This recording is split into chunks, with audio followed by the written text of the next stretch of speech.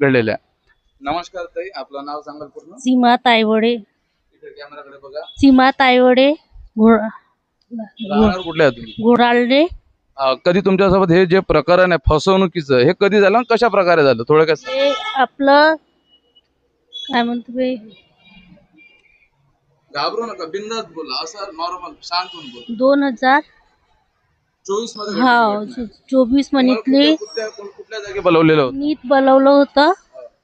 बामणी तिथं फॉर्म घेतले होते और मग ऑफिसले बोलवलं होतं और तिथं मग ऑफिसले बोलवून थंब घेतला होता और ते म्हणे तुम्ही दोन दिवसाच्या अंतर या बा, मग तुम्हाला लोन देतो. अच्छा, थंब आणि अंगठा आधार हा. कार्ड घेतलं तुमचं. हा आधार कार्ड. आणि ते बोलले की तुम्ही 3 दिवसांनी या, तुम्हाला आम्ही गटलोन देतो. मग 3 दिवसांनी तुम्ही गेल्या का, काही पाठपुरावा केला का त्या गोष्टीचा? आम्ही गेलतो हो. तर ते सर म्हणे मग अजून ये जा म्हणे. मग गेलो, त्यानं कॉलच नाही केला. मग अच्छा, कॉलच नाही केला. नाही मग बघा, त्या सरांनी हे सर्व काही क्वारी बाकी आहे म्हणून यांचा आधार कार्ड, अंगठा आणि सिग्नेचर घेतली आणि यांना सांगितलं की तुम्ही 3 दिवसांनी परत या, तुम्हाला आम्ही कॅशच्या स्वरूपामध्ये लोन देणार आहोत.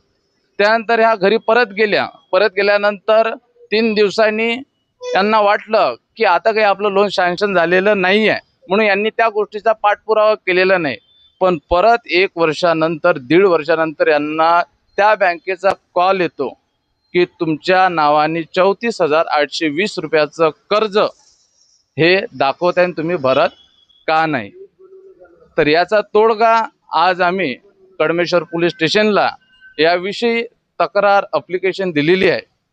तर आपण बघूया की याचा तपास कडमेश्वर पोलीस हे कशा प्रकारे लावतात व या महिलाला कशा प्रकारे त्या कर्जाच्या परतफेडीपासून मुक्त करतात व समोर कोणाही सोबत अशा प्रकारचं फसवणूक फायनान्स कंपन्याकडून व्हायला नको पाहिजे, याची सर्व नागरिकांनी दक्षता घ्यायला पाहिजे. आज ह्या आहेत, उद्या तुम्ही असाल, म्हणून सर्व न भीता तुम्ही ह्या सर्व कर्मचारी आहेत किंवा कुठलीही तुम्ही लेवाणदेवाण पैशाची करत असता फायनान्स कंपन्याकडनं, न भीता तुम्ही व्हिडिओ काढा, फोटो काढा.